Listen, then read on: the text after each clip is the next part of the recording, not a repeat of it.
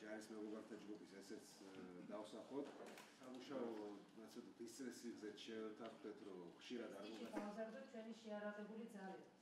ეს ძალიან მექანიზმებით რა, ასე ვთქვათ, ნაბიჯებით რა. მაქსიმალურად მოაზროვნე მრავალფეროვანი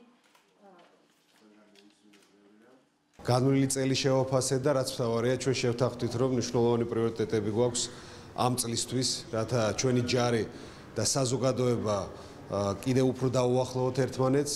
სამხედრო საქმე, მუნდირი ეს ერთ-ერთი ყველაზე ღირსეული საქმეა და ის ადამიანები, ვინც სამხედრო ფორმას და მუნდირს ატარებენ, საზოგადოებისგან განსაკუთრებულ დამოკიდებულებას იმსახურებენ. სწორედ აი ამ საქმეს ავიყვანთ ჩვენ ჯარის მეგობართა საზოგადოებასთან ერთად დავამუშავებთ და ბუნებრივია ის პროექტები, რომელზეც დღეს შევჯერდით, წლის განმავლობაში იქნება განხორციელებული. მე მეამაყება, რომ საზოგადოების ესეთი თვალსაჩინო ადამიანები აი ესე ჩაერთვებიან ამ ჯარის მხარდაჭერის საქმეში. გეგმებზე იყო ლაპარაკი, რა უნდა გაკეთდეს, როგორ უნდა შევძლოთ ეს იქნება მატერიალური, მეგობრული, სულიერი, ფსიქოლოგიური, რაღაც გვერდში დგომა, ამაზე იყო საუბარი და მე ვფიქრობ ძალიან საინტერესო რაღაც გეგმები დაისახა, რომელსაც ალბათ აუცილებლად განვახორციელებთ და ჩვენ მსახიობები მივიღებთ ამაში მონაწილეობას, როგორც არტისტები და როგორც რაღაც